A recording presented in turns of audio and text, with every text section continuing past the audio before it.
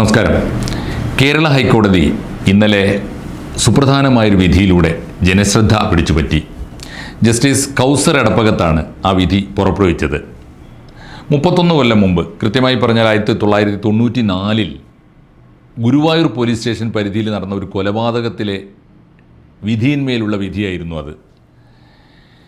94 December മാസം 4-ാം തീയതി പുലർച്ചെ രാത്രി 2 മണിക്ക് സുനിൽകുമാറിൻ്റെ വീട്ടിൽ എരച്ചു കയറിയ ഒരു സംഘം ആളുകൾ സുനിൽകുമാറിനെ വെട്ടിക്കൊന്നു. അത് തടയാൻ ഓടിയെത്തിയ സുനിൽകുമാറിൻ്റെ അനിയൻ സുബ്രഹ്മണ്യൻ്റെ കൈവെട്ടി. ഓടിക്കൂടിയ അച്ഛനെയും അമ്മയെയും പെങ്ങളെയും ഒക്കെ ആക്രമിച്ചു. കൂട്ടത്തോടെ ഒരു കുടുംബത്തെ വകവരുത്താനായിരുന്നു നീക്കം. മഹാഭാഗ്യത്തിന് സുനിൽകുമാർ മാത്രമേ കൊല്ലപ്പെട്ടുള്ളൂ. ബാക്കിയുള്ളവർ നല്ല പരിക്കുകളോടെ പിന്നീട് രക്ഷപ്പെട്ടു വരികയാണ് ഉണ്ടായത്. ഇതാണ് കേസ്. ഈ കേസ് സ്വാഭാവികമായിട്ടൊരു രാഷ്ട്രീയ കൊലപാതകം. കാരണം ഈ സുനിൽകുമാറും കുടുംബവും BJP പ്രവർത്തകരാണ്. ഒരു രാഷ്ട്രീയ കൊലപാതകമായി തുടക്കത്തിലേ ചിത്രീകരിക്കപ്പെട്ടു. അന്വേഷണം ആ വഴിക്ക് പോയി. പ്രതികളെ അറസ്റ്റ് ചെയ്തു. ചാർജ് ഷീറ്റ് ഉണ്ടായി. പ്രതികളൊക്കെ CPM പ്രവർത്തകന്മാരാണ്. 9 പ്രതികളുണ്ടായിരുന്നു. കേസും ചാർജ് ഷീറ്റും വിചാരണയും ഒക്കെ അതിൻ്റെ വഴിക്ക് പോയി. ഈ 9 പ്രതികളിൽ 3 പേർക്ക് ജീവപര്യന്തം ശിക്ഷിക്കപ്പെട്ടു. 3 പേര്, ഒരു ബാബുരാജൻ, ബിജി, റഫീഖ് എന്നീ 3 ചെറുപ്പക്കാരാണ്. അവരെയാണ് ജീവപര്യന്തം തടവിന് ശിക്ഷിച്ചത്.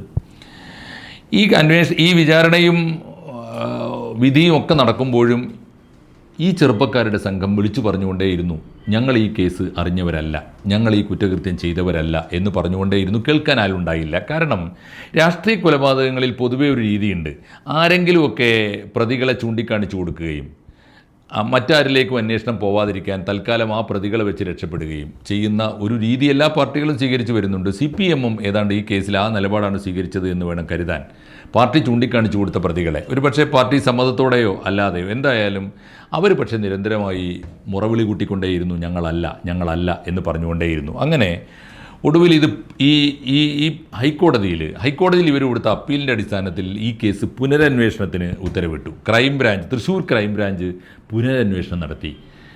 അത്ഭുതകരമായ റിസൾട്ടാണ് ആ പുനരന്വേഷണത്തിലുണ്ടായത്. ഏതാണ്ട് തടവറയിൽ ഈ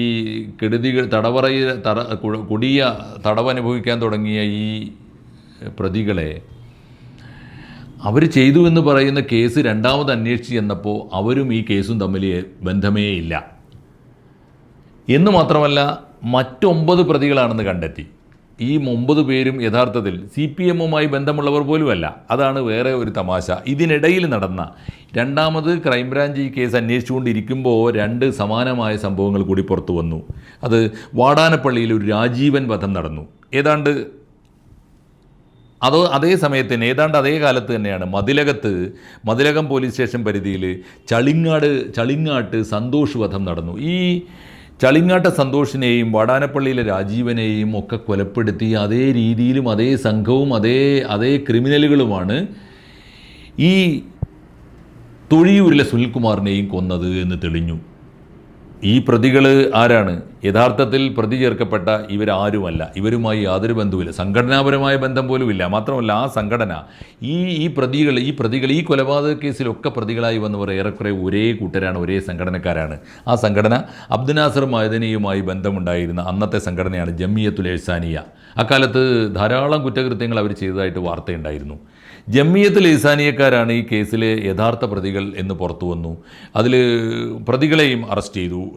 വളരെ വൈകിയാണ്. ആലോചിക്കണം, യഥാർത്ഥ പ്രതികളെ കണ്ടെത്തുന്നത് ഈ വ്യാജമായി ചേർക്കപ്പെട്ട പ്രതികൾ, പോലീസിൻ്റെയും രാഷ്ട്രീയ പാർട്ടികളുടെയും ഒക്കെ ഒത്താശയോടുകൂടി ചേർക്കപ്പെട്ട പ്രതികൾ, നിരപരാധികളായ പ്രതികൾ ജയിലിൽ തടവ് ശിക്ഷ അനുഭവിച്ച് വർഷങ്ങളായി കഴിയുമ്പോഴാണ് യഥാർത്ഥ കുറ്റവാളിയെ കണ്ടെത്തുന്നത്. പുത്തൻകടപ്പുറത്തെ ഒരു മൊയ്തീന്, ചെറുതുരുത്തിയിലെ ഒരു പള്ളം സുലൈമാൻ, പുലാമന്തോളിലെ സെയ്തലവി അൻവരി തുടങ്ങിയിട്ടുള്ള പ്രതികളാണ് യഥാർത്ഥ പ്രതികളെന്ന് കണ്ടെത്തി അവരെ ചാർജ് ഷീറ്റ് തയ്യാറാക്കി അവരെ അറസ്റ്റ് ചെയ്തു. അതൊക്കെ പിന്നീട് നടക്കുന്നതാണ്. അത് യഥാർത്ഥ പ്രതികളെ കണ്ടെത്തിയതോടുകൂടി യഥാർത്ഥത്തിൽ വ്യാജ പ്രതികൾ, അല്ലെങ്കിൽ നിരപരാധികളായ മനുഷ്യരെ കുറ്റവാളികളാക്കി അകത്തിട്ട് തടവനുഭവിച്ചുകൊണ്ടിരുന്നപ്പോൾ അവരെ എല്ലാം കഴിഞ്ഞപ്പോൾ നാട്ടിലും വീട്ടിലും കൊലയാളികളെന്ന പേര് കിട്ടി. ധാരാളമായ ദുഷ്പേരുണ്ടായി. എന്നാൽ ഈ പ്രതിപട്ടികയിൽ പേര് ചേർത്തവരൊന്നും പിന്നീട് പേര് ചേർത്ത് കൊടുത്തവരും ചൂണ്ടിക്കാണിച്ചു കൊടുത്തവരും പാർട്ടിക്ക് വേണ്ടി ബലിയാടാവാൻ പറഞ്ഞവരും ഒന്നും പിന്നെ കാര്യമായി ഉണ്ടായില്ല. പക്ഷേ ഇവരെ വെറുതെ വിട്ടു. ഏതായാലും യഥാർത്ഥ പ്രതികളെ ഭാഗ്യവശാൽ കണ്ടെത്തിയതോടുകൂടി ക്രൈംബ്രാഞ്ച് അന്വേഷണത്തെ തുടർന്ന് ഈ പ്രതികളെ വെറുതെ വിട്ടു. ഈ പ്രതികളാക്കപ്പെട്ടവരെ വെറുതെ വിട്ടു. പക്ഷേ അവർ വെറുതെ ഇരുന്നില്ല. ഈ ബാബുരാജൻ സർക്കാരിലേക്ക് അപ്പീൽ കൊടുത്തു. സർക്കാരിലേക്ക് അപ്പീൽ കൊടുത്തു എന്ന് മാത്രമല്ല, പിണറായി വിജയൻ ഗവൺമെൻറ് 2016 വന്നപ്പോൾ പിണറായി വിജയൻ്റെ മുമ്പിൽ സങ്കട ഹർജിയുമായി ചെന്നു. സഖാവേ, ഞങ്ങൾ ഇതാ പാർട്ടിക്ക് വേണ്ടി ബലിയാടായവരാണ്, ഞങ്ങൾ ഈ കുറ്റം ചെയ്തവരല്ല, യഥാർത്ഥ പ്രതികളെ ഇപ്പോൾ ഇതാ പിടിച്ചിരിക്കുന്നു. ഇനി ഞങ്ങൾക്ക് 2 കാര്യങ്ങൾ അറിയണം. ഞങ്ങളെ പ്രതി ചേർത്ത പോലീസ് ഉദ്യോഗസ്ഥന്മാരാരാണ്, അവരെ കണ്ടെത്തി ശിക്ഷിക്കണം. 1. രണ്ടാമത്, ഈ പുതിയ പ്രതികളെ അതിവേഗത്തിൽ അറസ്റ്റ് ചെയ്ത് അവർക്ക് ശിക്ഷ കൊടുക്കണം. 3.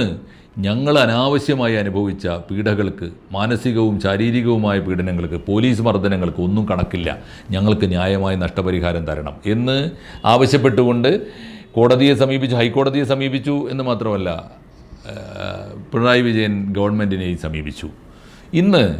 ഇന്നലെ ബഹുമാനപ്പെട്ട ജസ്റ്റിസ് കൗസർ എടപ്പകത്തിൻ്റെ വിധി സുപ്രധാനമാണ്. കൗസർ എടപ്പകത്ത് വളരെ പ്രധാനപ്പെട്ട 3 കാര്യങ്ങൾ ആവശ്യപ്പെട്ടുകൊണ്ടാണ് വിധി. 1, കേരള ഗവൺമെൻറ്റിനോടാണ്. ഈ ഹർജിയിൽ പറഞ്ഞിരിക്കുന്ന ന്യായങ്ങൾ ന്യായമാണ്, ആവശ്യങ്ങൾ ന്യായമാണ്, അവർക്ക് നഷ്ടപരിഹാരം കൊടുക്കണം. ആരാണ് കൊടുക്കേണ്ടത്? ഭരണകൂടമാണ് കൊടുക്കേണ്ടത്. ഭരണകൂടത്തിൻ്റെ പോലീസാണ് നേരാവണ്ണം അന്വേഷിക്കാതെ. പാർട്ടി ആരെങ്കിലും ചൂണ്ടിക്കാണിച്ചു കൊടുത്ത പാവം മനുഷ്യരെ കൊണ്ടുപോയി പ്രതികളാക്കി കേസ് അന്വേഷിച്ചിരുന്നെങ്കിൽ അവർക്ക് യഥാർത്ഥ പ്രതികളെ കിട്ടുമായിരുന്നു. അന്വേഷണത്തിന് പോലും കാര്യമായി പോകാതെ അവരെ പ്രതികളാക്കിയത് ആരാണ്? ഭരണകൂടമാണ്. ഭരണകൂടം അവർക്ക് നഷ്ടപരിഹാരം കൊടുക്കണം. ഇവരനുഭവിച്ച എല്ലാ തരത്തിലുള്ള പീഡനങ്ങൾക്കും നഷ്ടപരിഹാരം കൊടുക്കണം. നിങ്ങൾ എന്ത് കൊടുക്കും, എന്താണ് നിങ്ങൾ കൊടുക്കാൻ തീരുമാനിച്ചിട്ടുള്ളത് എന്ന് അടിയന്തരമായി ഹൈക്കോടതിയെ അറിയിക്കണം എന്നാണ് ഒരു വിധി. 2, അതോടൊപ്പം പറയുന്നത് ഹർജിക്കാരനായ ബാബുരാജനോട് പറഞ്ഞിരിക്കുന്നു, ഗവൺമെൻറ് എന്താണ് തീരുമാനമെടുക്കുന്നത് എന്ന് നോക്കുക.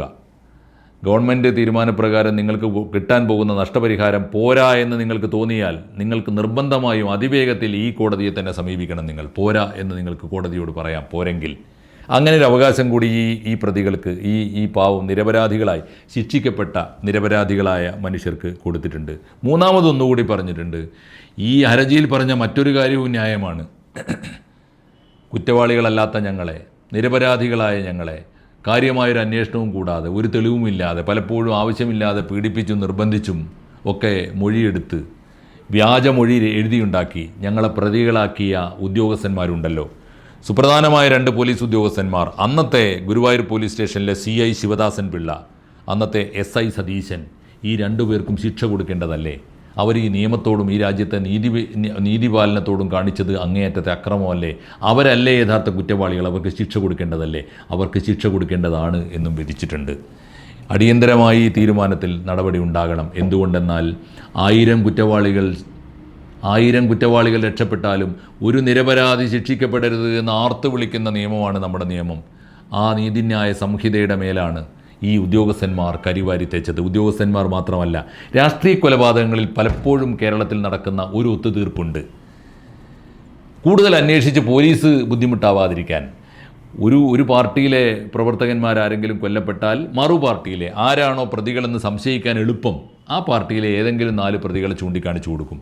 പലപ്പോഴും അതൊരു തന്ത്രം കൂടിയാണ്. തെളിവില്ലാത്തതുകൊണ്ട് ഇവരെ വെറുതെ വിടുമല്ലോ, അതുകൊണ്ട് യഥാർത്ഥ പ്രതികളിലേക്ക് അന്വേഷണം എത്തില്ലല്ലോ എന്ന് കരുതിയിട്ട് പാർട്ടിക്കാർ തന്നെ ചെയ്യുമ്പോഴാണ് ഈ തന്ത്രം പ്രയോഗിക്കാറുള്ളത്. നിർഭാഗ്യവശാൽ പാർട്ടിക്കാരാവാം ചെയ്തത് എന്ന് പോലും കണക്ക് കൂട്ടിയിട്ടാവാം യഥാർത്ഥ ബോധമില്ലാതെ ആരാണ് കൊന്നത് എന്ന് പോലും അന്വേഷിക്കാതെ അറിയാതെ പാർട്ടിക്കാരെ ബലി കൊടുക്കാൻ പാർട്ടി തന്നെ തയ്യാറായ ഒരു കഥയാണ് ഈ ഗുരുവായൂരിലെ കഥ എന്നാണ് അറിയുന്നത്. എന്തായിരുന്നാലും നിരപരാധികൾ ശിക്ഷിക്കപ്പെടാൻ പാടില്ല എന്ന് മാത്രമല്ല, നിരപരാധികൾ ശിക്ഷിക്കപ്പെട്ടാൽ അതിന് നഷ്ടപരിഹാരം കൊടുക്കേണ്ടത് ഗവൺമെൻറ്റാണ് എന്ന് മാത്രമല്ല, യഥാർത്ഥ പ്രതികളെ കണ്ടെത്തിയാൽ കടുത്ത ശിക്ഷ ഇവർ കൂടി അനുഭവിച്ചതിൻ്റെ ശിക്ഷ കൂടി, അവരുകൂടി അനുഭവിച്ച മനോവ്യഥയുടെ ശിക്ഷ കൂടി അവർക്ക് കൊടുക്കേണ്ടതാണ് എന്നുകൂടിയാണ് വിധി. സുപ്രധാനമാണ് ഈ വിധിയെ കേരളം തീർച്ചയായിട്ടും കേരളത്തിൻ്റെ രാഷ്ട്രീയ കൊലപാതകങ്ങളുടെ ഒരു പശ്ചാത്തലത്തിൽ ഏറ്റവും ആവേശകരവും ഏറ്റവും ആശ്വാസകരവും ഏറ്റവും